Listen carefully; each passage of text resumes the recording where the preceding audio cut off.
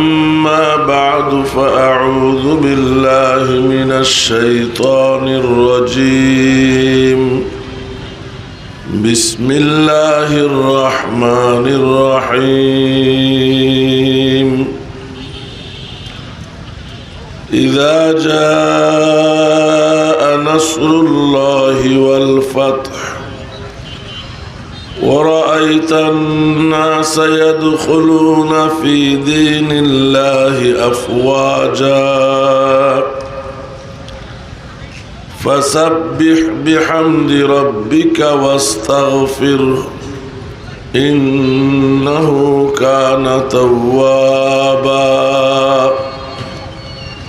صدق الله العظيم درود شريف পড়ে اللهم صل على محمد وعلى آل محمد كما صليت على إبراهيم وعلى آل إبراهيم إنك حميد مجيد اللهم بارك على محمد وعلى آل محمد كما باركت على إبراهيم وعلى آل إبراهيم إنك حميد مجيد الحمد لله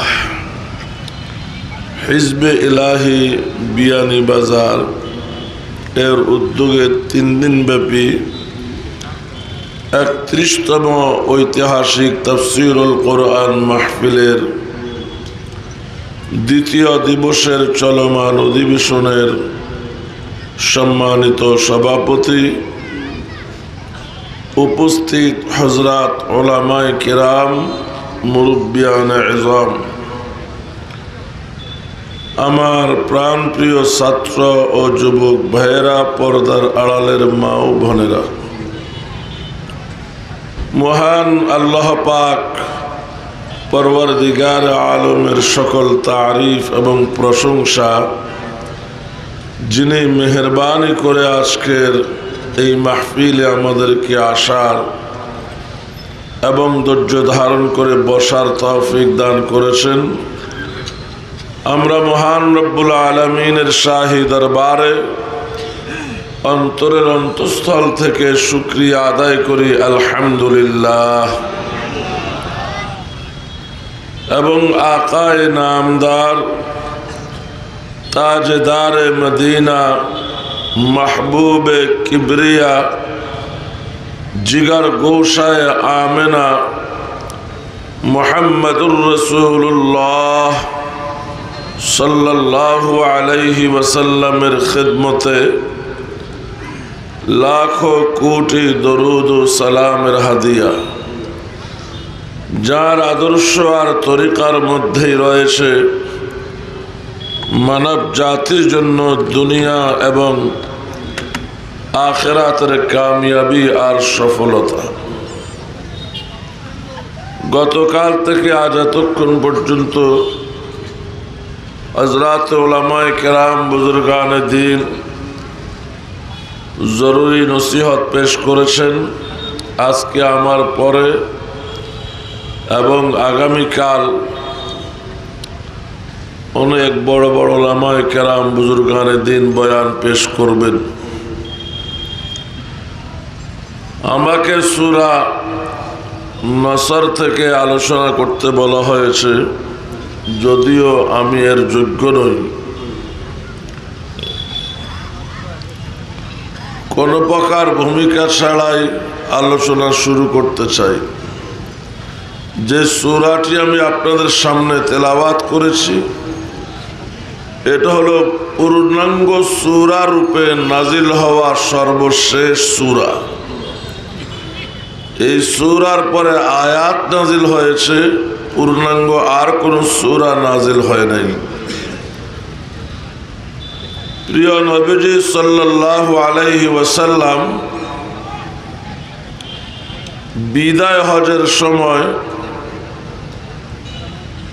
নবীজি সাল্লাল্লাহু আলাইহি ওয়াসাল্লাম একবার হজ করেছেন।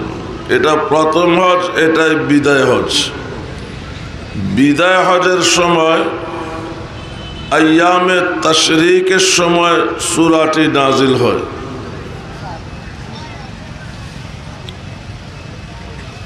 আইয়ামে তাশরিক বলা হয় 9 জিলহজ ফজর থেকে নিয়ে 13 জিলহজ আসর পর্যন্ত প্রত্যেক ফরজ নামাজের পরে আমরা যে তাকবীর পড়ি, তাকবীরের সময় কালটাকে বলা হয় আইয়ামে তাশরিক। আইয়ামে তাশরিকের সময় সূরাটি নাজিল হয়। এই সূরার মধ্যে আল্লাহ পাক নবীজি সাল্লাল্লাহু আলাইহি ওয়াসাল্লামকে আল্লাহর পক্ষ থেকে সাহায্য এবং বিজয়ের সুসংবাদ দিয়েছেন। এতদিন মানুষ গোপনে মুসলমান হতো, একজন একজন হতো, দুইজন দুইজন হতো। এই সূরা আল্লাহ ইশারা করলেন এখন থেকে দলে দলে মানুষ মুসলমান হবে, জমাত জমাত মানুষ মুসলমান হবে। এই সূরার শেষের দিকে আল্লাহ পাক দুনিয়াতে নবীজির সময় শেষ হয়ে আসছে এই বিষয়টাও জানালেন। এই সূরা নাজিল হওয়ার পরে নবীজি সর্বোচ্চ 70 দিন দুনিয়াতে জীবিত ছিলেন।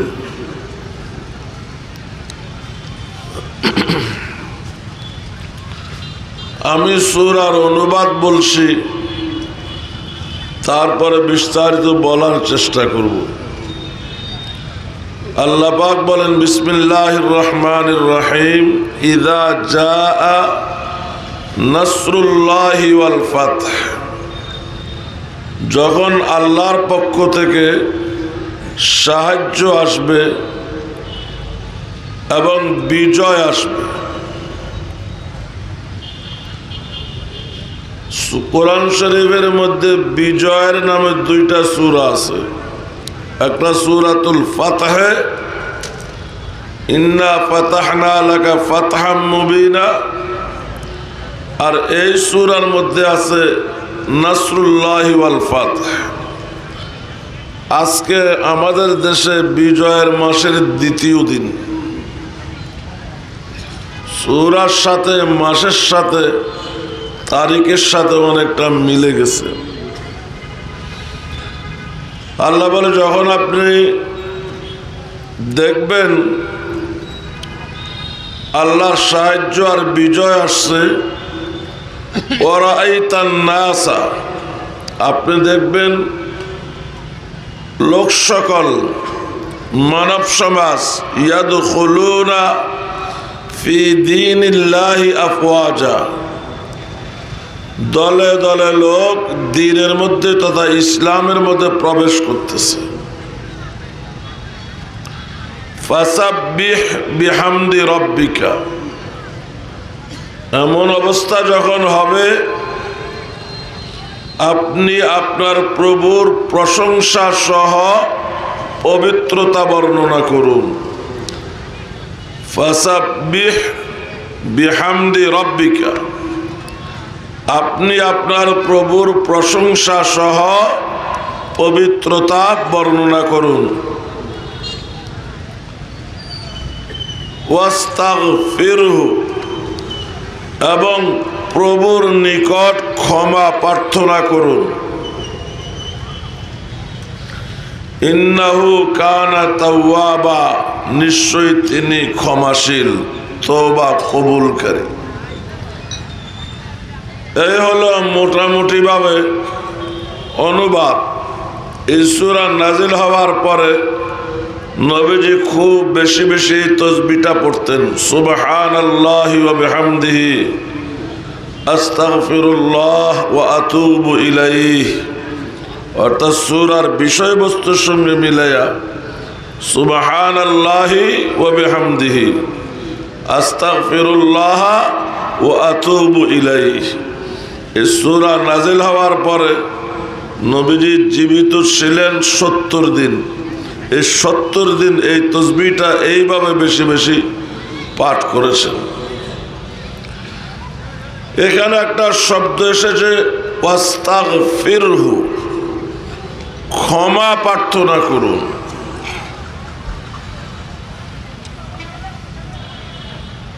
সাহাবায়ে কেরাম থেকে নিয়ে অদ্য পর্যন্ত কোন মুফাসসির এই ব্যাখ্যা করেন নাই যে আল্লাহর নবী গুনাহ করেছেন, ওই গুনাহ থেকে ক্ষমা চাওয়ার জন্য আল্লাহ বলেছেন।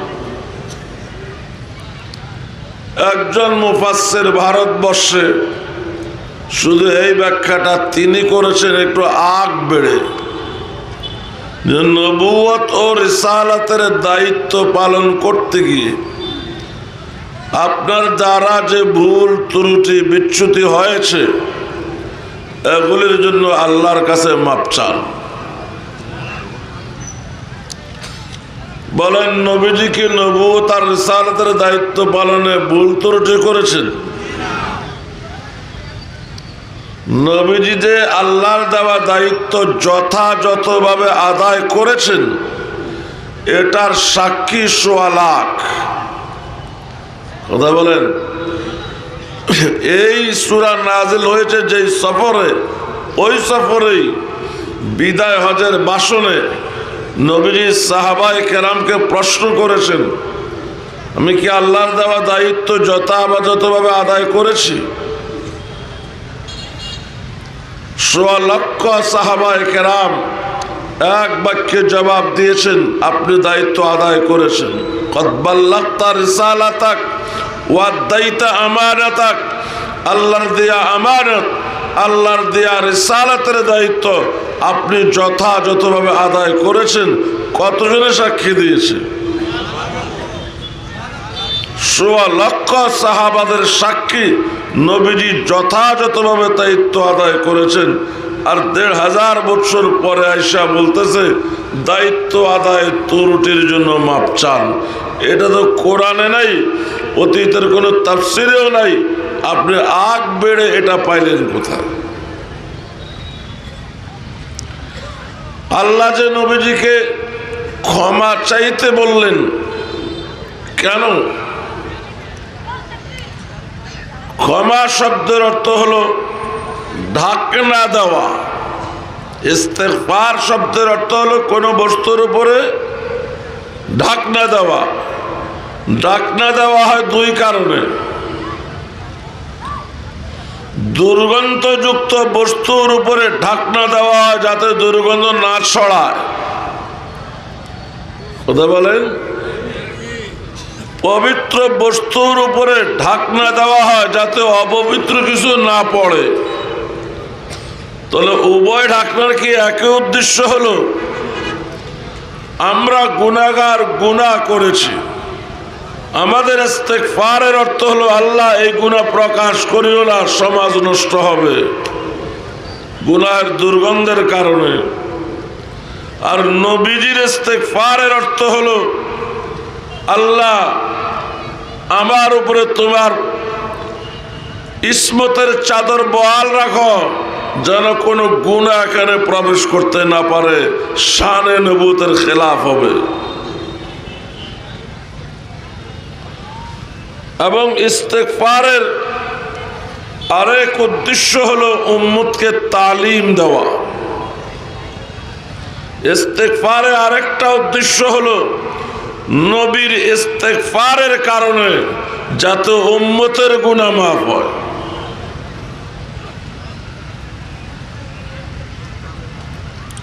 আপনার সন্তান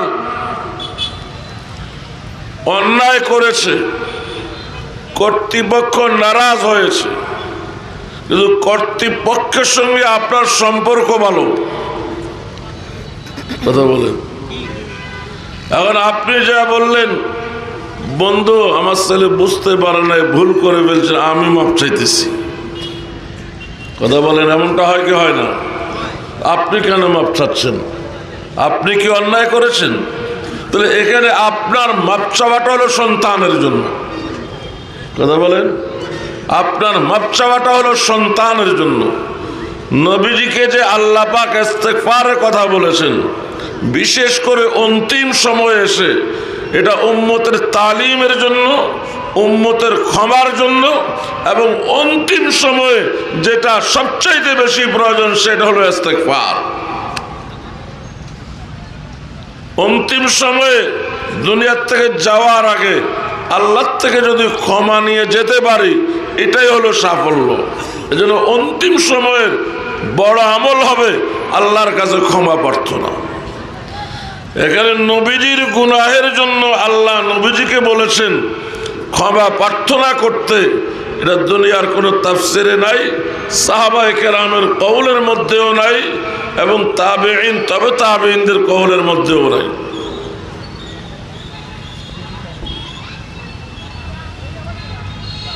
আমাদের দেশে এরকমটা হয়, কেউ কেউ একটু আগ বেড়ে কথা বলে। কথা বলেন। যেমন আমি একটা উদাহরণ দিচ্ছি, আপনি আপনার মামাকে নিয়ে বাজারে গেলেন, কেউ জিজ্ঞাসা করলো উনি কে? আপনি বললেন আমার বাপের শালা। বলেন কথাটা সত্য না মিথ্যা? মিথ্যা।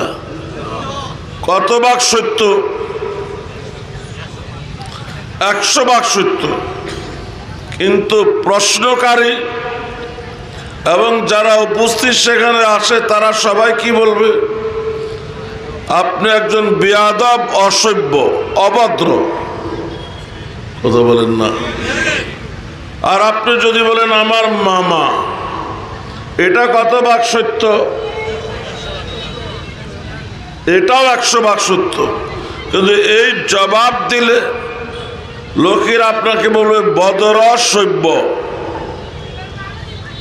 তবে সব সত্য বলে ভদ্র হওয়া যায় না, কিছু সত্য বলেও অভদ্র হওয়া লাগে, অসভ্য হওয়া লাগে। বুঝলেন না কথা?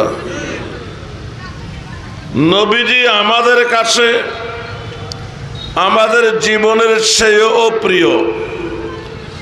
আন-নাবিয়্যু আওলা বিল মুমিনিনা মিন আনফুসিহিম।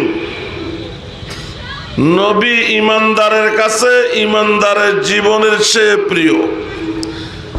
এরপরে আল্লাহ পাক বলেন ওয়া আজওয়াজুহু উম্মাহাতুহুম। নবীর বিবিরা হলো উম্মতের মা। কথা বলেন। নবীর বিবিরা হলো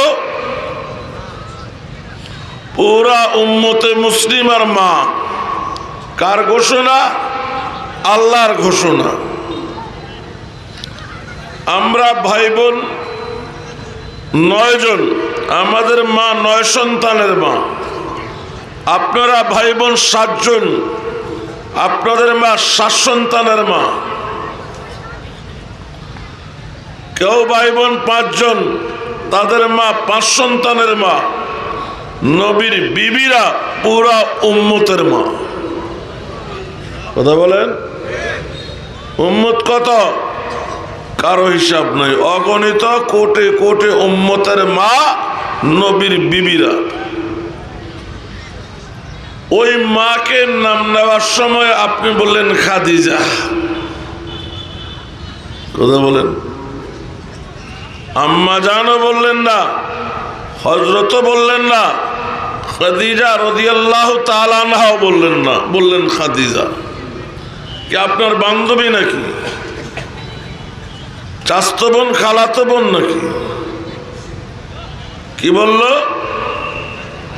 খাদিজা। নবীর বিবির নাম নেওয়ার সময় ইজ্জতের সাথে নিতে হবে। আম্মা জান হযরত খাদিজাতুল কুবরা রাদিয়াল্লাহু তাআলা আনহা। আপনি বললেন খাদিজা, এটা আম্মা জানের সঙ্গে বিয়াদবি, অসভ্যতা। কথা বলেন। ওই মামার পরিচয় বাবার শালা দিয়া দেওয়ার মতো। তারপরে যা বলল সেটা হলো অজ্ঞতা, যে এক ওয়াক্ত নামাজও পড়ে নাই, একটা রোজাও রাখে নাই। কথা বলেন, আমি নকল করতেছি। বিবি খাদিজা এক ওয়াক্ত নামাজও পড়ে নাই, জীবন একটা রোজাও রাখে নাই।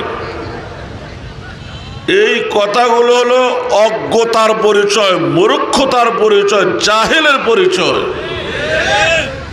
কিন্তু ভাইরাল। কথা বলে না, কিন্তু আজ আমরা ভাইরালের পিছনে পড়ছি। 5 ওয়াক্ত নামাজ মেরাজে ফরজ হওয়ার আগে নবীজি এবং সাহাবায়ে কেরাম নামাজ পড়তেন কিনা? পড়তেন না। একবার কাফেররা আইন করেছে যে আজকে থেকে কোরআন তেলাওয়াত শোনা নিষেধ। আইনের রাতে নবীজির বাড়ির এক পাশে আবু জাহিল তেলাওয়াত শুনে, এক পাশে আবু সুফিয়ান তেলাওয়াত শুনে, আরেক পাশে অন্য কাফেররা শুনে। সেই সন্ধ্যা থেকে শুনতে শুনতে সারা রাত যাইয়া সকাল হয়ে গেছে, খবর নাই। সকালবেলা যখন মুখোমুখি দেখা, ধরা পড়ে গেল।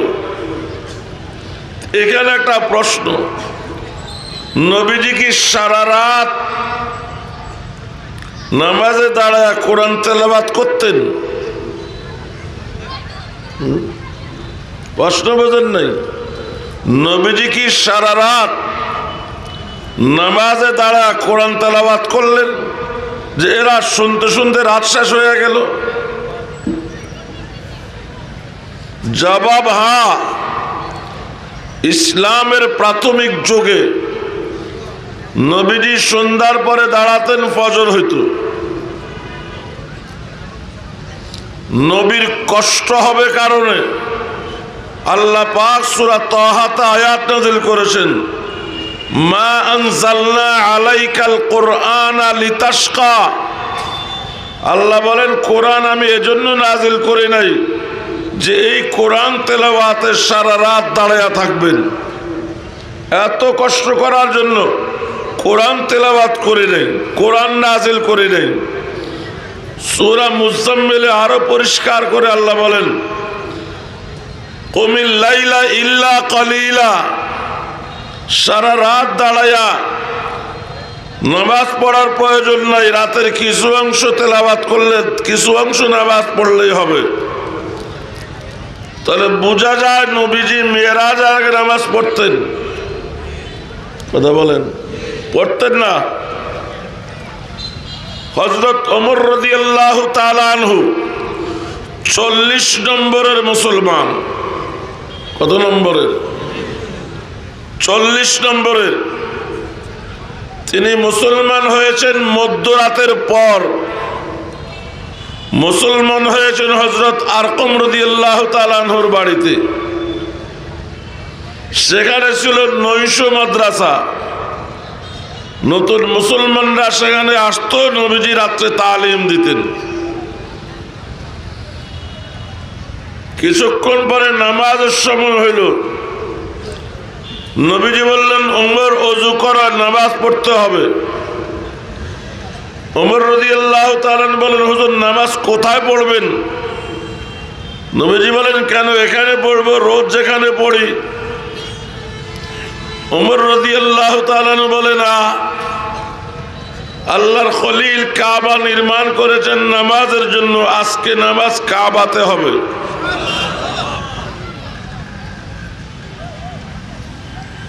নবীজি সাল্লাল্লাহু আলাইহি সাল্লাম মুস্কি হাসি দিয়ে বললেন, ওমর আমিও তো চাই কাবায় নামাজ পড়তে, তোমার জাতি তো সেই সুযোগ আমাকে দেয় না।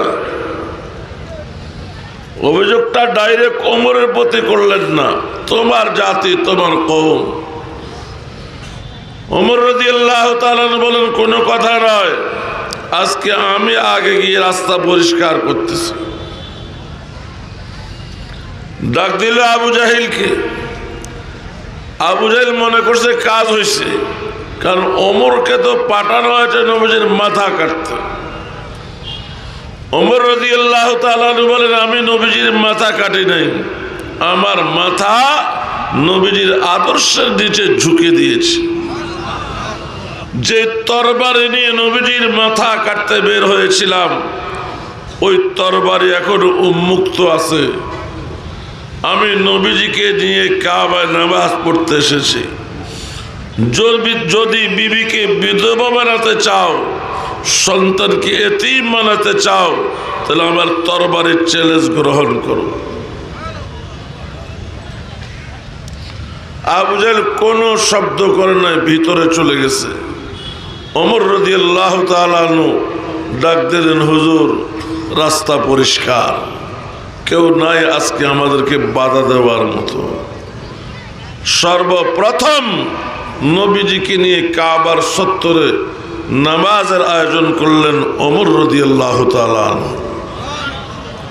তাহলে নামাজ ছিল, কথা বলে না, এটা মেরাজের বহু আগের ঘটনা।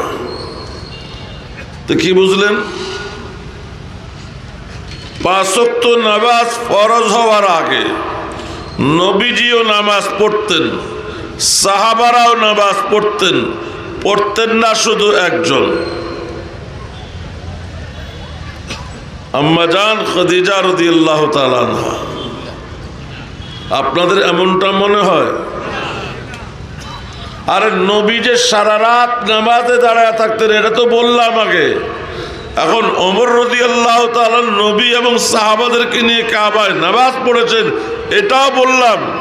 তাহলে বোঝা যায় নবীও নামাজ পড়তেন, সাহাবারাও নামাজ পড়তেন।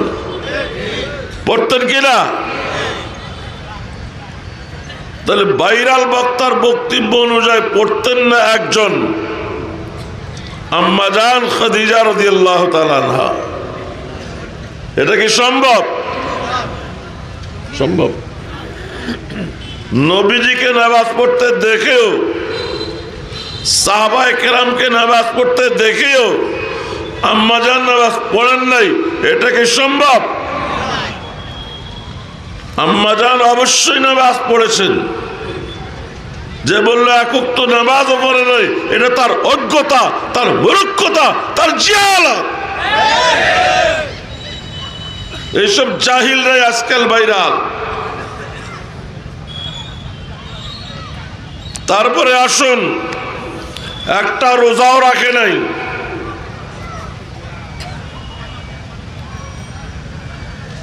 রমজান মাসের রোজা ফরজ হওয়ার আগে, নবীজির নবুয়ত প্রাপ্ত হওয়ার পরে, নবুয়তের আগে 15 বৎসর, নবুয়তের পরে 10 বৎসর, 25 বৎসর আম্মা জান খাদিজা রাদিয়াল্লাহু তাআলা আনহা নবীজির সংসার করেছেন। কত বৎসর? তার মধ্যে 10 বৎসর হল নবুয়তের যুগ। সেই 10 বৎসরের মধ্যে রমজানের রোজা ফরজ হয় নাই। এই জন্য ভাইরাল বলে খাদিজা একটা রোজাও রাখে নাই। কিন্তু এই 10 বৎসর নবীজি এবং সাহাবায়ে কেরাম মুহররমের 10 তারিখের রোজা ফরজ হিসাবে রাখতেন।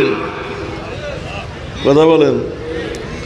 বৎসরে একদিনের রোজা, মুহররমের 10 তারিখের রোজা নবীজি এবং সাহাবায়ে কেরাম ফরজ হিসাবে রাখতেন। পরবর্তীতে রমজান মাসের রোজা ফরজ হওয়ার পরে নবীজি বললেন, ফরজ হিসাবে আমরা রমজান মাসে রোজা রাখবো, আর মুহররমের 10 তারিখের রোজা নফল, যার মনে চায় রাখো, যার মনে চায় ছাড়ো। তাহলে মুহররমের 10 তারিখের রোজা খাদিজা রাদিয়াল্লাহু তাআলার জীবদ্দশায় 10 বছর নবীজি রেখেছেন, সাহাবারাও রেখেছেন, রাখেন নাই শুধু আম্মা জান খাদিজা। হ্যাঁ, রাখছে মনে হয়, বলেন না, একটা কিছু বলেন। তাহলে বাইরালের অজ্ঞতা না, যে বলল একটা রোজাও রাখে নাই। এত আম্মা জানের নামটা নিয়েছে অসভ্যভাবে, অভদ্রভাবে, তারপরে যে তথ্যগুলো বলেছে পরিপূর্ণ ভুল। 1 টাকাও সদকা যাকাত দেয় নাই। কথা বলেন, 1 টাকাও সদকা যাকাত দেয় নাই। আম্মা জান খাদিজা রাদিয়াল্লাহু তাআলা আনহা মক্কার সেরা ধনী ছিলেন, সেরা ব্যবসায়ী ছিলেন। তার ব্যবসায়িক মালামাল বহনকারী উট যখন লাইন ধরত, কয়েক মাইল লম্বা লাইন হইত। কত বড় ব্যবসায়ী! নবীজি নবুয়ত প্রাপ্ত হওয়ার পর সমুদয় সম্পদ নবীজিকে অক্ষ করে দিলেন, যে আমার সম্পদ চাই না। আর আমি আর আপনি তো সম্পদের 40 ভাগের 1 ভাগ যাকাত দেই, শতকরা 2.5% যাকাত দেই। আম্মা জান তো সব দিয়ে দিছেন। কথা বলেন না, সব দিয়ে দিয়েছেন। নবীজি একদিন একা একা বসে কাঁদতেছেন।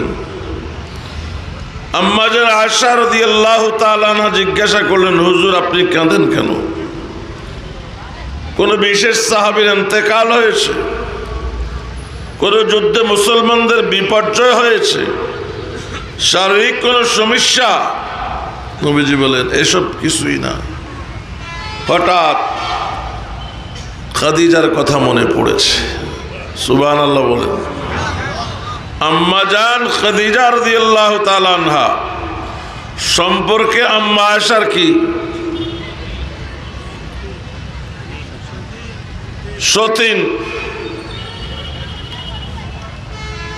আম্মা আয়েশা সহ ওই সময় নবীজির প্রায় 9 জন বিবি আছে। আর নবীজি কাঁদতেছেন,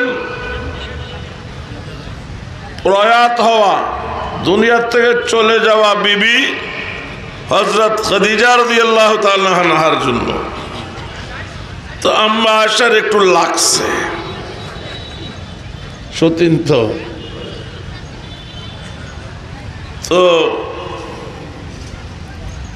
আয়েশা বলে, হুজুর আমরা আপনার 9 জন বিবি, বয়স হিসাব করলে সবাই হযরত খাদিজা রাদিয়াল্লাহু তাআলা আনহার থেকে কম হবে। এই 9 জন থাকতে আপনি হযরত খাদিজা রাদিয়াল্লাহু তাআলা আনহাকে স্মরণ করতেছেন। খাদিজা এমন কি স্মৃতি রেখে গেছে, বুঝেন নাই? যে স্মৃতিগুলো স্মরণ করে আপনাকে কাঁদতে হচ্ছে। নবীজি বলেন, আয়েশা আমি তোমাকে কোন খাদিজা রাদিয়াল্লাহু তাআলা কোন কোন স্মৃতির কথা বলবো? স্মৃতি তো অনেক। যখন আমি সোয়াবে আবি তালেবে বন্দী ছিলাম, চারদিকে পাহাড়, মধ্যখানে আমি, আমার চাচা আবু তালেব, হযরত খাদিজা এবং সাহাবায়ে কেরামের একটা জমাত, মক্কার কাফেররা আমাদেরকে এখানে বন্দি করে রেখে সুসাইল বয়কট করেছে। হাট বাজারে যাওয়া নিষেধ, কোন ফেরিওয়ালা এখানে আসা নিষেধ। আমরা 3 বৎসর সেখানে বন্দি ছিলাম। দুনিয়ার খাবার চোখে দেখি নাই, গাছের লতা পাতা খাইয়া বাঁচা ছিলাম। আমি একদিন তাকিয়ে দেখলাম হযরত খাদিজা রাদিয়াল্লাহু তাআলার চেহারা ভেঙে পড়েছে, চোখের নিচে কালো দাগ পড়ে গেছে, শরীর একেবারে শুকিয়ে গিয়েছে, দুর্বল হয়ে গিয়েছে। আমি গিয়ে খাদিজার কাছে বসলাম রাদিয়াল্লাহু তাআলা আনহা। যা বললাম, খাদিজা তোমার এই অবস্থা আজকে আমার জন্য। তুমি তো বড় লোক ছিলে, বড় ব্যবসায়ী ছিলে, তোমার বাড়িতে রাজমহল ছিল, রাজকীয় খাবার ছিল, সেই তোমাকে আজ গাছের লতা পাতা খাইয়া বাঁচতে হচ্ছে শুধু আমার জন্য। ছেড়ে দাও না আমাকে, আবার ব্যবসা শুরু করো, কে তোমাকে টাকা দেবে না? আবার বড় লোক হবে, রাজমহল হবে, রাজকীয় খাবার হবে। খাদিজা রাদিয়াল্লাহু তাআলা সেদিন যার কাতার কাঁদতেছিল আর বলতেছিল, হুজুর এখানে গাছের লতা পাতা খেয়ে বেঁচে আছে, এজন্য আমার কোনো আফসোস নেই। আমার জিন্দেগির একটা আফসোস, আমি আমার জীবনের 40 বছর বয়সে আপনাকে পেয়েছি। আপনি নবী ছাড়া আমার জীবনের 40টি বছর কেটেছে। ওই সময়টাও যদি আপনাকে পেতাম আর এইভাবে গাছের লতা পাতা খেয়ে বেঁচে থাকতাম, আমি নিজেকে আরো ধন্য মনে করতাম। সমুদ্র সম্পদ আল্লাহর রাস্তায় দিয়া বন্দি জীবন যাপন করেছে, আর আপনি বলতে 1 টাকাও সদকা যাকাত দেয় নাই। কত বড় মূর্খতা, অজ্ঞতা আর জাহালত! ওরাই বাইরা কথা বলেন। হক জানতে হবে, হক বুঝতে হবে। लिबासे खाजिर में सैकड़ों रहजन भी रहते हैं, लिबासे खाजिर में सैकड़ों रहजन भी रहते हैं। अगर दुनिया में जीना है तो कुछ पहचान पैदा कर, अगर दुनिया में जीना है तो कुछ पहचान पैदा कर। কবি বলেন, হযরত খিজির আলাইহিস সালামের পোশাকে হাজারো ডাকাত বসে আছে। যদি বাঁচতে হয় ডাকাত গুলো চিনতে হবে। সুবহানাল্লাহ বলেন না। হযরত খিজির আলাইহিস সালাম তিনি তো ভালো মানুষ, আল্লাহর ওলি মানুষ, কিন্তু ওনার পোশাক পরে শত শত ডাকাত বসে আছে রাস্তার মোড়ে মোড়ে। এটা সম্পদের ডাকাত না, ঈমান আমলের ডাকাত। ঈমান আমল ডাকাতি করে এই ডাকাত। কবি বলেন, যদি বাঁচতে চাও তথা ঈমান বাঁচাতে চাও, আমল বাঁচাতে চাও, এই ডাকাত গুলোকে চিনতে হবে। अगर दुनिया में जीना है तो कुछ पहचान पैदा कर। अल्लाह पाक की बसीरत, এই বসারত কওমি দেওবন্দি উলামায়ে কেরামকে দিয়েছেন। বার রঙ্গে কে খাহি জামি পোশ, মনন্দাজে কদরামি শনাসো। ও জগতের বাতিল, যেই রঙের পোশাক পরতে মনে চায় পরো, তোমাদেরকে চিনতে আমাদের ভুল হবে না। মক্কায় কমবেশ সব কাফেররাই নবীজিকে চেতাইতো, গালাগালি করত। সব চাইতে বেশি যে করত ওলীদ ইবনে মুগীরা। কি নাম? ওলীদ ইবনে মুগীরা। আল্লাহর হাবিবকে গালাগালি আল্লাহ কাহা তো সহ্য করবেন? আল্লাহ পাক নিজেও তার 10টা গালি দিলেন। কারে? ওলীদ ইবনে মুগীরাকে আল্লাহ গালি দিয়েছেন। মানে আল্লাহ পাক ওলীদ ইবনে মুগীরার 10টা কুচরিত্রের কথা, বদ স্বভাবের কথা কোরআনে তুলে ধরছেন সূরা কলমের মধ্যে। কয়টা? 10টা। ওলীদ দেখলো 9টা তার মধ্যে ফিট, 9টা তার মধ্যে ফিট।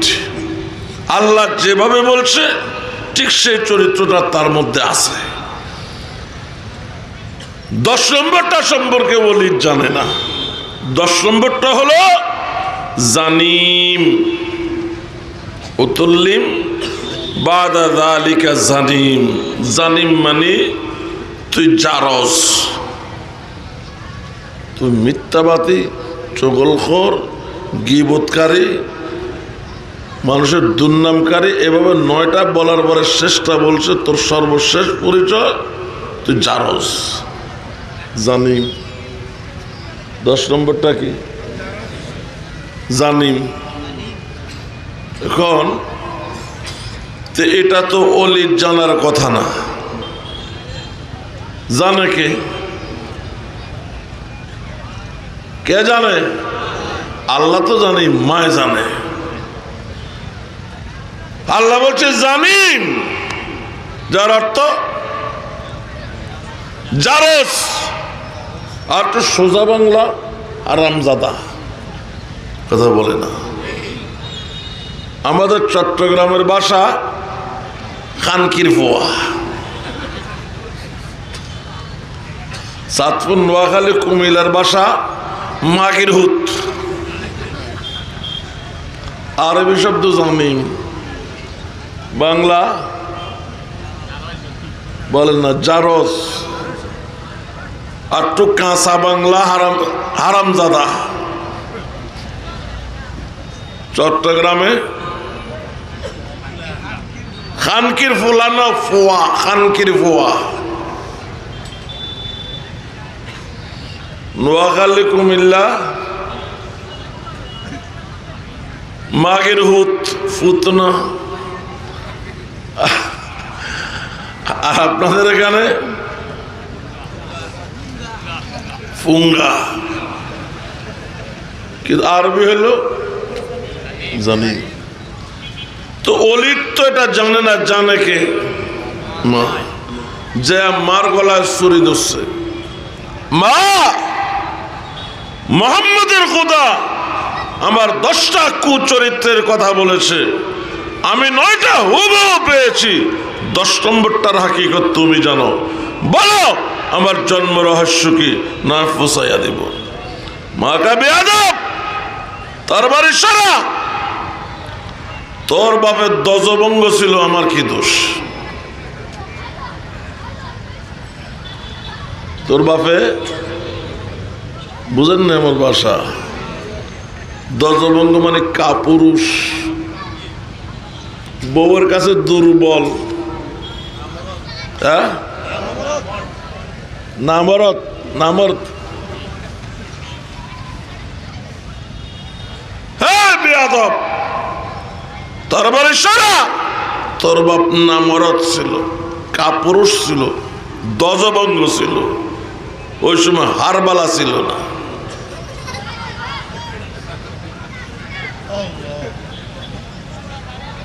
কি ছিল না? এখন তো হারবাল আছে না, মরদ মরদ হয়। প্রশ্ন তাহলে তুই থাকি গেলি কেন? কথা বলে। আমার বাবা না মরদ ছিল, দুর্বল ছিল, তো তুমি থাকলে কেন তার কাছে? ওলিদের মা বলে আমি থাকতে চাই নাই। তোর বাপ ছিল পয়সাওয়ালা মাস্তান, পয়সাওয়ালা মাস্তান। রাত হইলে আমার পা জড়ে শুয়ে থাকতো আর বলতো তোর পায়ে ধরছি, রাজ ফাঁস করিস না, গোপন তত্ত্ব প্রকাশ করিস না, তোর টাকা পয়সা সোনা দানা যা লাগে আমি দেব, চাহিদা অন্য জায়গায় মিটা, কিন্তু পরিচয় আমার বউয়ের দে। এরপরে বলতো যদি না শুনিস আমার আরেক পরিচয় মাস্তান। কথা বলেন।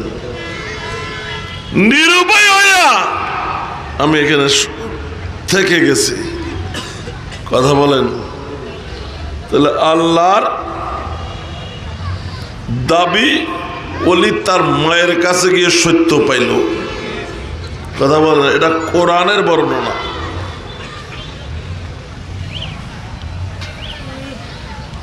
ইমামে আজম আবু হানিফা রহমতুল্লাহ আলাই সহযোগী কিছু ওলামায়ে কেরামকে নিয়ে বসে আছেন একটা মাঠে, বাচ্চারা খেলতেছে। হঠাৎ বাচ্চাদের খেলনার বল সেখানে মাঝখানে এসে পড়লো।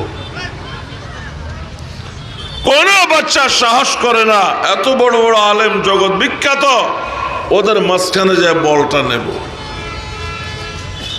একটা বাচ্চা বললো বল কি ওনাদের? আমাদের আমাদের বল আমরা নেব, এখানে বয়ের কি আছে? আচ্ছা বলে হুজুর সরেন দেখে আমাদের বল দেন।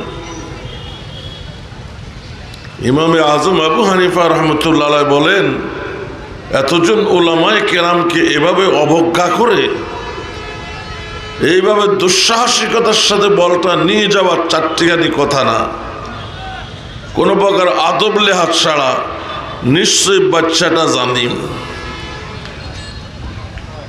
জন্মে সমস্যা আছে। খবর নিয়ে দেখা গেল কথা ঠিক। ওলিদের গালাগালি দেখে, অশ্লীলতা দেখে, অসভ্যতা দেখে আল্লাহ তাকে জানিম বলেছে ওলি, সেটা প্রমাণ পেয়েছে ইমামে আজম আবু হানিফা রহমতুল্লাহি আলাইহি। উনি যখন বাচ্চার ভিতরে অসভ্যতা দেখলেন উনি তাকে জানিম মন্তব্য করেছেন, সেটাও প্রমাণিত হয়েছে। আজ যদি কেউ এই ধরনের অসভ্যতা করে, নবীর বিবিদের নাম আদবের সাথে নিজের নিতে না জানে, খলিফাতুল মুসলিমিনদের নাম আদবের সাথে নিজের নিতে না জানে, নবী রাসূল সাহাবায়ে কেরামের সমালোচক হয়, তাকে যদি কোনো বুজুর্গ জানিম বলে, খানকির বুয়া বলে, এটা শাব্দিক অর্থে বাস্তব না হইল স্বভাবগত সঠিক। এত সমালোচনা করতে হয় না তো, চরিত্র বদলাইলেই তো হয়ে যায়। কথা বলেন। মহিবুল্লাহ বাবুরি কেন, বাবুনগরী কেন, কেউ তোমাদেরকে কিছু বলবে না। স্বভাব বদলাও, নবীদের সমালোচনা বন্ধ করো, সাহাবায়ে কেরামের সমালোচনা বন্ধ করো, উম্মাতুল মুমিনদের ইজ্জত দিতে শিখো, আম্মা আয়েশাকে সমালোচনা বন্ধ করো।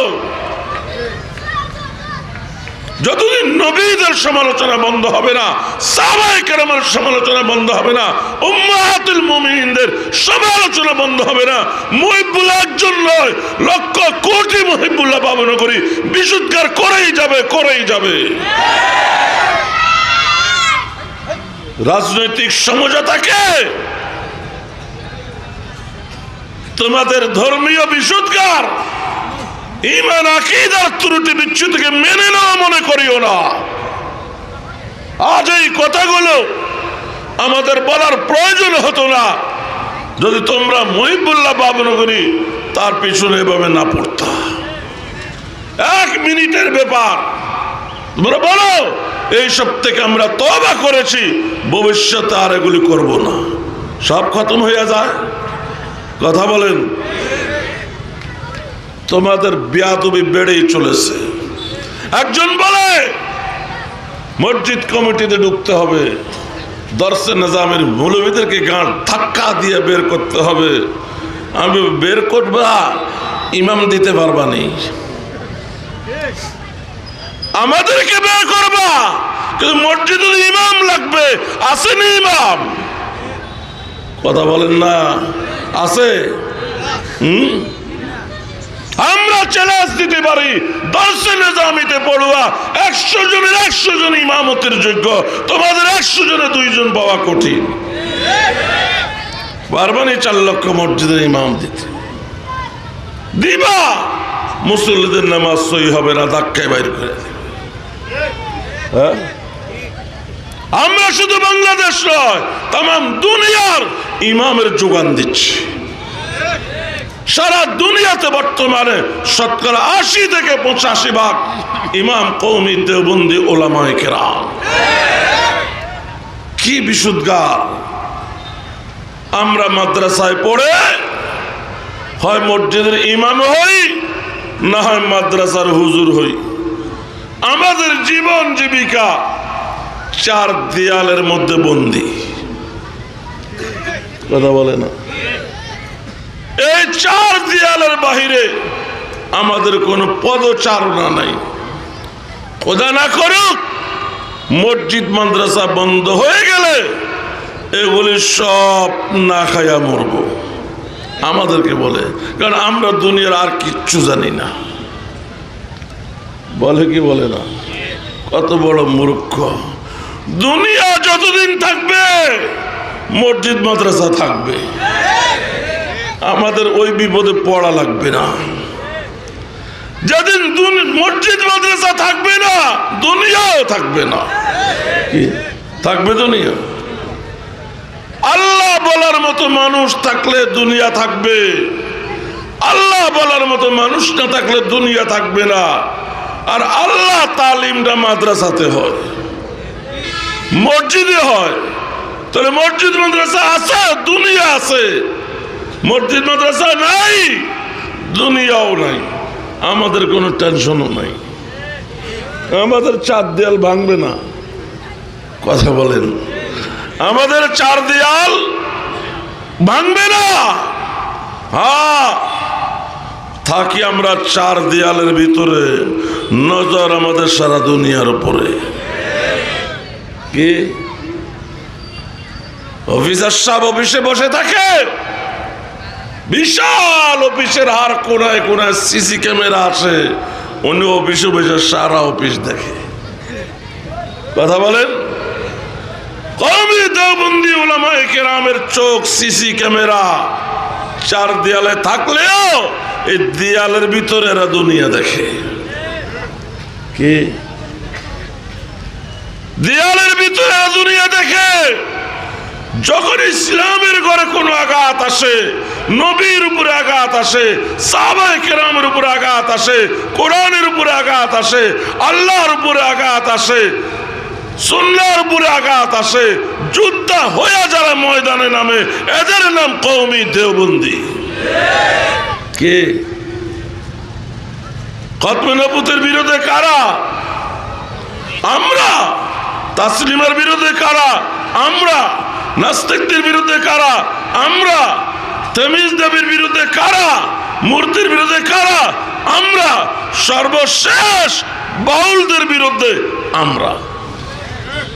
কে? সারা দেশে এখন বাউলদের বিরুদ্ধে সংগ্রাম হচ্ছে।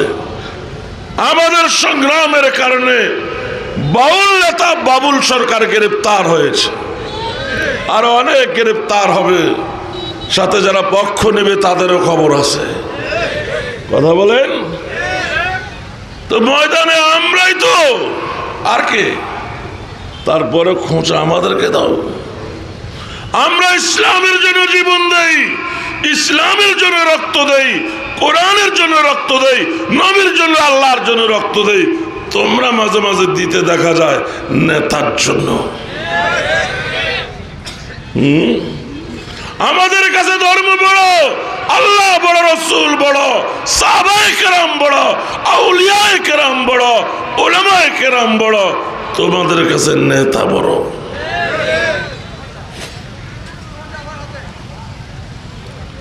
বাউল কি? বাউল ওই সম্প্রদায়ের নাম। বাউল মানে মুত, প্রস্রাব। কথা বলে না, এটা রাখার জিনিস, ফেলে দেওয়ার জিনিস। পেশাব, প্রস্রাব রাখার জিনিসটা ফেলে দেওয়ার জিনিস। ওদের নাম বাউল মানে পেশাব। ওদেরকে সমাজে রাখা যাবে না, দুর্গন্ধ ছড়াবে। ওরা চরম নাপাক ভাষায় আল্লাহর সমালোচনা করে, নবীর সমালোচনা করে, কোরআনের সমালোচনা করে, হাদিসের সমালোচনা করে, ওলিয়া আউলাদের সমালোচনা করে। এবং ওদের যে গানগুলো আছে এগুলির রন্ধে রন্ধে হলো যৌনতা, উশৃঙ্খলতা। এই যে বাবুল বলা হচ্ছে, সে বলছে আমি আল্লাহর আগামাতা বুঝি না, আল্লাহর কোনটা মুখ ওটা আমি উচ্চারণ করতে পারতেছি না, আমি বুঝি না। এক মুখে তিনি কত কথা বলেন, যে উদ্ধৃতি দিয়া কথাগুলো বলছেন এগুলি কোরআনের কথাও না, হাদিসের কথাও না, হাদিসের নামে কিছু গলত কথা। কথা বলেন, কথাগুলো যদি কোরআনের হতো তাহলে একটা কথা ছিল, সই হাদিসের হতো তাহলেও একটা কথা ছিল। কথাগুলো হাদিসের নামে কতগুলি গলত কথা, সেগুলিকে উদ্ধৃতি করে সে বলে আল্লাহ এক মুখে এত কথা বলে, আমার তো বুঝে আসে না আল্লাহর এটা মুখ না আর কি। কথা বলেন, আল্লাহকে গালি দেওয়ার পরে এই বাবুল বাউলের বাঁচার কোনো অধিকার নাই। তাকে গ্রেফতার করার পরে বাউলদের ভোট পাওয়ার জন্য কিছু লোক পক্ষপাতিত্ব করছে। এগুলি মাথা খারাপ। ভোট কবে হবে? আমি তো ভোট নিয়ে কথা বলি না, কি আমি আমার কথা বলছি। আপনারা একমত না হইলে মাফ করবেন। দেশ স্বাধীন হয়েছে 54 বছর, ভোটের সরকার ছিল মাত্র 15 বছর। 39 বছর ভোট ছাড়া সরকার। কথা বলেন, সামনে ক্ষমতায় যাইতে ভোট লাগবে বা ভোটে যে যাওয়া যাবে, কে বলছে আপনাকে? 2018 সালে ভোট কেন্দ্রে যখন গেলাম, সবাই ইজ্জত করে নিল, হুজুর আসেন বসেন ভোট দেন। কারা? যারা এতদিন কোন চোখে দেখতো, এরাও দেখলাম ইজ্জত করে নিতেছে। সন্ধ্যার পরে শুনতেছি আমাদের ভোট কোনো কাজে আসে নাই, আগের রাইতে ভোট হয়ে গেছে।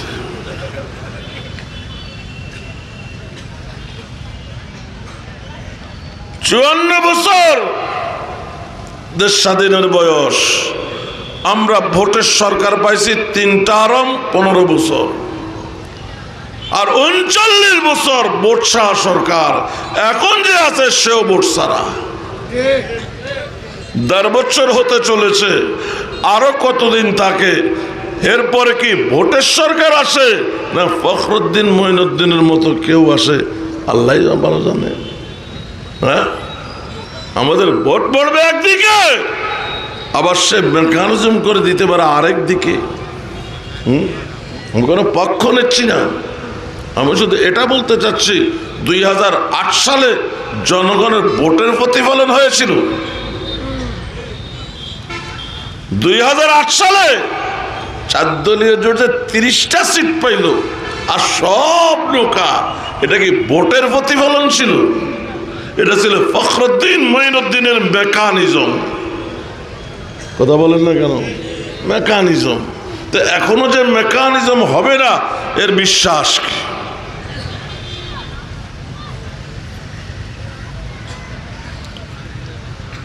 ওলামায়ে কেরাম, ওলামা তোলাবা জনতা, 3 দিন এই দেশে কোনো সরকার ছিল না।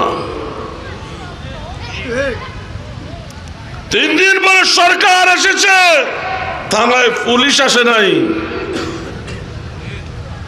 কে? থানায় পুলিশ নেই, অফিসে অফিসার নাই। তুমি আমি বইয়া গেলেই হইতো না।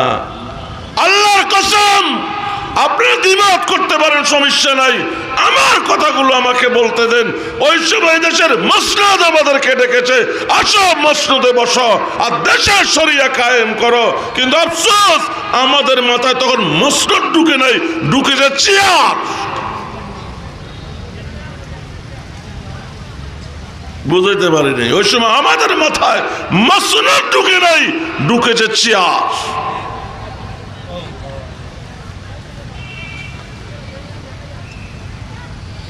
আল্লাহ রাসূল সাল্লাল্লাহু আলাইহি সাল্লাম 10,000 সাহাবায়ে কেরামকে নিয়ে মক্কা বিজয়ের জন্য রওনা হলেন। মক্কা থেকে একটু দূরে থাকতে সন্ধ্যা হয়ে গেছে। নবীজি বললেন, রাত্রে আমরা মক্কায় প্রবেশ করব না। বহু নিরপরাধ মানুষ মারা যাবে, নারীরা মারা যাবে, বৃদ্ধরা মারা যাবে, শিশুরা মারা পড়বে। রাত্রি এখানে যাপন করব, যা হওয়ার সকালে হবে। নবী তো রাহমাতুল লিল আলামিন। এক পর্যায়ে বললেন সাহাবায়ে কেরামদেরকে, তোমরা সবাই চুলা জ্বালাও, সবাই একটা একটা করে চুলা জ্বালাও। বেশিরভাগ সাহাবায়ে কেরামের খাবার হলো খেজুর। খেজুর রান্না করে খেতে হয় না, চুলা জ্বালাবো কেন? নবীজি বলেন রাতে মক্কাবাসী বের হবে আমাদের অবস্থা দেখার জন্য, জানার জন্য, বুঝার জন্য। তোমরা যদি সবাই চুলা জ্বালাও, কাফেররা ধরে নেবে এক এক চুলায় যদি 10 জনের রান্না হয় তাহলে এখানে সৈন্য আছে 1 লাখ। সুবহানাল্লাহ বলেন। সৈন্য আছে কত? 10,000। নবীজি ফর্মুলা দিলেন যাতে শত্রুরা মনে করে 1 লাখ। কথা বলেন, যাতে শত্রুরা মনে করে 1 লাখ। নবীজি বলেন শুধু চুলা দেখে মক্কার কাফেররা 10,000-এর বিরুদ্ধে দাঁড়াইবার সাহস থাকলেও 1 লাখের বিরুদ্ধে দাঁড়াবার সাহস নাই। রাতের মধ্যে অর্ধেক মক্কা খালি হয়ে যাবে। আগামীকাল সকালে বিনা বাধায়, বিনা রক্তপাতে মক্কা বিজয় হবে। হয়েছেও তাই। এটা নবীজির পলিসি।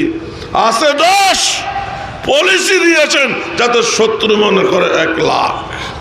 সাহাবীরটা দেখেন, মুতার যুদ্ধে নবীজি 3 জন সেনাপতির নাম ঘোষণা করেছেন আর বলেছেন এই 3 জন শহীদ হয়ে গেলে 4র্থ সেনাপতি তোমরা নিজেরা বানায় আনিবা। যায়েদ ইবনে হারেসা, জাফর ইবনে আবি তালেব, আব্দুল্লাহ ইবনে রওয়াহা রিদওয়ানুল্লাহি তাআলা আলাইহিম, এই 3 জনের নাম বলছেন। এই 3 জন শহীদ হয়ে গেলে 4র্থ জন তোমরা মশওয়ারা করে বানাইবা। লড়াই চলছে 3 দিন পর্যন্ত, হাড্ডাহাড্ডি লড়াই। কাফেরদেরও পরাজয় হয় না, মুসলমানদেরও হয় না। কাফেররাও জিতে না, মুসলমানরাও জিতে না। এর মধ্যে 3 জন সেনাপতি শহীদ। 4র্থ সেনাপতি নির্বাচিত পরামর্শক্রমে কে হলো? খালিদ ইবনে ওলীদ রাদিয়াল্লাহু তাআলা। তিনি সেনাপতি হয়ে কি করলেন ভালো করে বুঝুন। আমি জানি এই কথা বলা অনেকের পছন্দ নয়, তবু বলে যাচ্ছি এজন্য হয়তো আমি থাকবো না, এই কথাগুলো আপনাদেরকে জাগাবে। অনেক দুঃখের সাথে বলছি। খালিদ ইবনে ওলীদ কি করলেন? খালিদ ইবনে ওলীদ রাদিয়াল্লাহু তাআলা সৈন্যদেরকে ডাকলেন আর বললেন, শোনো, গত 3 দিন যারা সামনে লড়াই করেছো পিছিয়ে আসো, পিছেওয়ালারা সামনে যাও, ডানেওয়ালারা বামে আসো, বামেওয়ালারা ডানে যাও। এইভাবে সৈন্য বিন্যাস করলেন। লড়াই যখন শুরু হলো, কাফেররা দেখলো গত 3 দিন যাদেরকে সামনে পেয়েছি আজকে তারা নাই। কথা বলেন, আজকে তারা সামনে নাই, অপরিচিত। যেমন আমি 1 ঘন্টা ধরে এখানে বসেছি, অনেকের চেহারা মুখস্থ হয়ে গেছে। আর তারা 3 দিন লড়াই করেছে, চেহারা মুখস্থ, কিন্তু 4র্থ দিন দেখে নাই। কাফেররা মনে মনে ভাবতে লাগলো মনে হয় মুসলমানদের সেনা দলে নতুন সৈন্য এসেছে, মনে হয় নতুন সৈন্য এসেছে। এতদিন তারা যা ছিল আমরা যা ছিলাম লড়াই সমানে চলছে, আর যদি নতুন সৈন্য আসে ওদের শক্তি বেড়ে গেছে, আমাদের শক্তি যাই ছিল তাই আছে, আমরা তো আজকে আর পারবো না। মনোবল ভেঙে গিয়েছে, কাফেররা পরাজিত হয়েছে, মুসলমানরা বিজয় হয়েছে। বলুন এখানে ফর্মুলা কি? এখানে একই ফর্মুলা, সৈন্য যা ছিল তাই আছে। খালিদ ইবনে ওলীদ এমন ফর্মুলা দিয়েছেন যাতে শত্রু মনে করে বেশি আছে। কি নবীজির ফর্মুলা? শত্রু যেন মনে করে বেশি, আর খালিদ ইবনে ওলীদের ফর্মুলা শত্রু যেন মনে করে বেশি। এবার আসেন আমাদের ফর্মুলা কি? আমরা সংখ্যায় আছি 1 লাখ, উদাহরণস্বরূপ বলছে 1 কোটিও হতে পারে। আমরা সংখ্যায় আছি 1 লাখ, বাঘ হয়েছি 10টা, গড়ে 10,000। কথা বলেন না কেন? এক বাঘ আর এক বাঘের সঙ্গে ফিটাফিটি। এখন শত্রু আমাদেরকে গণে 10,000। কথা বলে না। নবীর সেনা দলে ছিল 10,000, নবীর পলিসির কারণে শত্রুরা মনে করেছে 1 লাখ, আর আমরা আছি 1 লাখ। এমন পলিসি অবলম্বন করেছি, শত্রু মনে করে 10,000। আমাদের পলিসি আর নবীজির পলিসি মিলে গেছে। কথা বলেন, মিলে গেছে না সম্পূর্ণ বিপরীত? যদি নবীজির সঙ্গে পলিসি না মিলে সম্পূর্ণ বিপরীত হয়, এই পলিসি দিয়ে কি করে বিজয় আসবে? কি করে বিজয় আসবে? আমি শুরু থেকে বলছি, এখনো বলছি, দম যতক্ষণ আছে ততক্ষণ বলবো, কিভাবে ঐক্য হওয়া যায় সেই চিন্তা নেতারা করবে। তবে ঐক্য হতেই হবে জাতির মুক্তি হতে হলে। বারবার বসুন, আপনারা বারবার বসুন, একটা পথ আসবে। আমি যা দেখছি, মসনদ আমাদের এখনো ডাকছে, ফর্মুলা আমার কাছে আসে, এখনো মসনদ আমাদেরকে ডাকছে। ভোট অনিশ্চিত, কথা বলেন, ভোট না হতে পারে, ইউনূসের পরে অন্য কেউ আসতে পারে, ভোট হলেও মেকানিজম হতে পারে। কথা বলেন, তো যেই পথে চলছি এই পথে হাজারো সন্দেহ, কিন্তু জাতি চাই অভিভাবক, জাতি চাই অভিভাবক। হার বিপদে জাতির পাশে দাঁড়াবে, হার সংকটে জাতির পাশে দাঁড়াবে, হার মুসিবতে জাতির পাশে দাঁড়াবে। জাতি এরকম অভিভাবক চায়। সে অভিভাবক হওয়ার যোগ্যতা শেখুল হিন্দের সন্তানদের আছে, যা আফগানিস্তানের শেখুল হিন্দের সন্তানরা দেখাইয়া দিছে। ওলামা তোলাবা জনতা, শেখুল হিন্দের অনুসারী আমরা যারা আছি, আমাদের আছে জাতির অভিভাবকের দায়িত্ব পালন করার। পুরো জাতির বিশ্বাস এই জনতার উপরে, এই জামাতের উপরে। কিন্তু আফসোস, এই জামাতের নজরে এখন চেয়ার।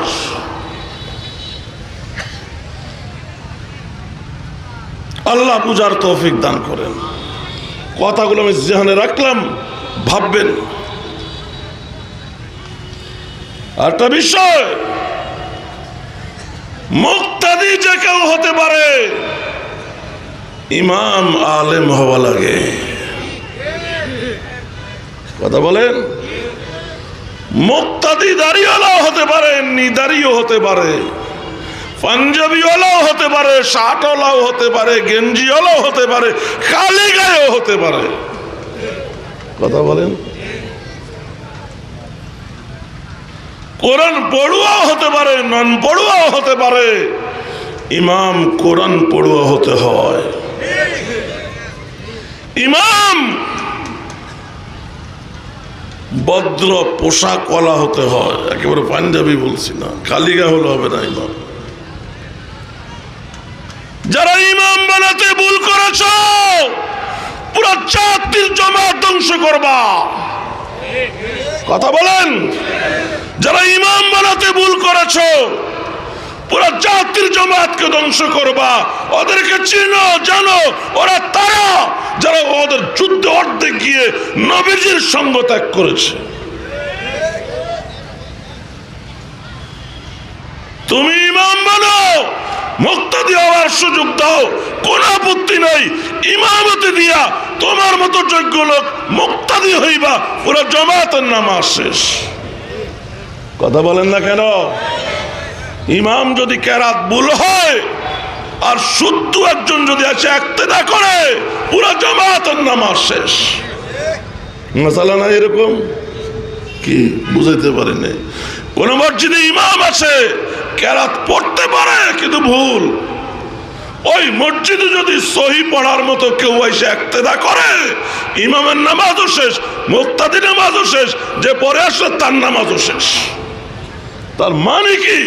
ইমাম যে কেউ হওয়ার যোগ্যতা রাখে না। আল্লাহ তোমাকে ইমামের যোগ্যতা দিয়েছে। কে বলেছে মুক্তাদি হইতে? কে বলেছে তোমাকে মুক্তাদি হইতে? কথা বলেন। তুমি বলো মুক্তাদি কোথায় হইলাম? ইমাম কাকে বানাইলাম? আর সামনে যে তাকে, এর তো সবাই ইমামই বলে। কথা বলে না। সামনে যে থাকে, এক কাতার, দুই কাতার, তিন কাতার, কাতার আছে, সবাই আলাদা আলাদা নামাজ পড়তেছে, কিন্তু একজন ইমামতের জায়গায় দাঁড় করাইছে। এখন যদি নামাজটা জমাতে না হয়, মানুষ বলবে ওটা ইমাম। কথা বলে না, পরিষ্কার করতে পারতেছে না। 5 কাতার আছে, ধরেন 8 কাতার আছে, কাতার নামাজ পড়তেছে সবাই নিজে নিজে, জমাতে না, কিন্তু ইমামের মুসল্লা একজন দাঁড়ানো আছে, ইমামের মুসল্লায়। এখন নামাজ জমাতে না হইলেও ওইখানে যে দাঁড়ানো তারাই বলবে ইমাম। কথা বলে না, তারাই বলবে ইমাম। তুমি ইমাম বানাও নাই, ইমাম তো হইয়া রইছে। কি তুমি ইমাম বানাও না, ইমাম তো হইয়া রইছে। অতএব সাবধান, সাবধান। সরে মুখে অনেক বড় কথা বলছি, এই ইমাম পুরো জামাতের নামাজ শেষ করবে, পুরো জাতির ভাগ্য নষ্ট করবে, তস নস করে দিবে জাতিকে, যেভাবে ইরানে করেছে শিয়ারা। সাবধান, সাবধান। যে ইরানেও এই স্লোগান উঠেছে, ইসলামের বাক্স চাই, শিয়া সুন্নি ভাই ভাই বিরোধ নাই, কিন্তু একবার পাওয়ারে যাওয়ার পরে আর ভাই ভাই থাকে নাই, ভাই ভাই থাকে নাই। আমি দিল থেকে বলতে চাই, কে বলেছে বাংলার ইতিহাসে এটা শেষ নির্বাচন? কথা বলেন। এই নির্বাচনেই একটা কিছু করে আনতে হবে। এই দায়িত্ব আপনাকে কে দিয়েছে যে আল্লাহ সব একাকার করে ফেলবেন? বুঝেন না আমার কথা?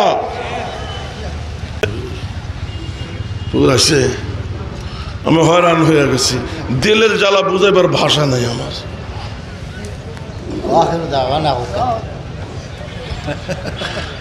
ওয়াখিরু দাওয়ানা আলহামদুলিল্লাহ।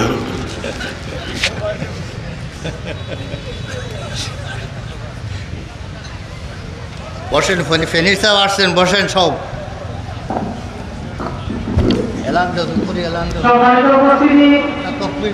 আমরা দেখতে পাচ্ছি আমাদের মধ্যে উপস্থিত হয়েছে